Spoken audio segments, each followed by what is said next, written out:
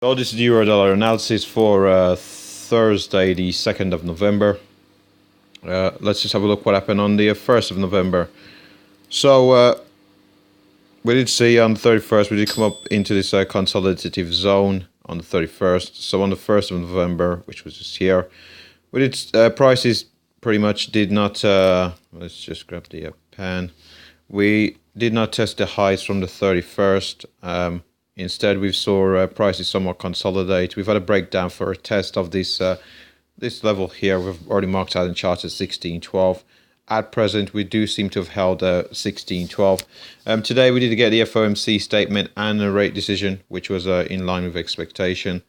We have not seen much of a reaction in the market. Pretty much similar to what we saw with the Bank of Japan decision. Now, as we do appear to be holding the 1612, where we do expect prices to go. So if we hold 1612, we get a strong momentum candle off this level.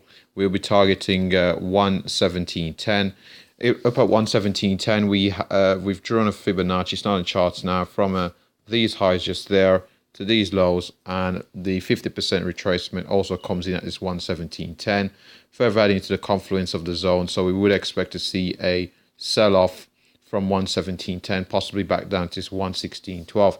Overall, we are bearish to euro over the medium to long term due to the dovishness from the ECB. So our downside target is all the way down to this 115 level. That's the very next level that we are targeting.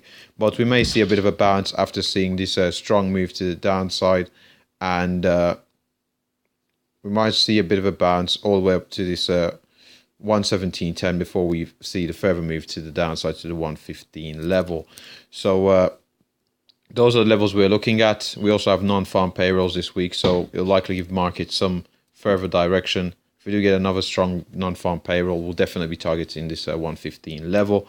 Now, the last non-farm payrolls was a bit weak in the US, so we'll have to see how the one on Friday actually prints. So we're just going to have a look at the higher time frames.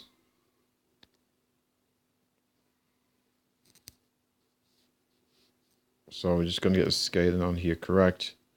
So on the higher time frames, we can see here in and around this, we're still operating in the shadow of the last week's candle, which is a very strong bearish candle, closing near the lows all the way down to support at 116.12. So far this week, we've actually gone up and tested the 200 period moving average, sitting at 116.70. So far this week, we've gone up to, we've got pretty close actually. We've not actually had a touch. We've gone as high as 116.61. The 200 period moving average here on a weekly time frame sitting at 116.70. So we do seem to have had a bit of a sell-off from the highs so far this week. So we do appear to be heading downwards and have the continuation follow through from the strong bearishness from last week's candle. Now, let's just have a quick look at the daily time frame before we wrap up the analysis.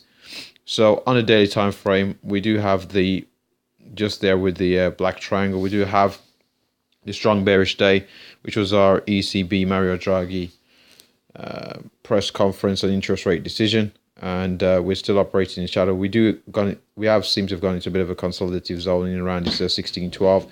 So if we do see a pullback again, we've mentioned 1710 level, but on this daily chart, we're looking all the way down to possibly 113, which would probably think might be a major level. And the reason we think that is because this consolidation just there. So that should wrap up the euro dollar analysis. So before I go, LCS, like, comment, subscribe. Thanks for watching.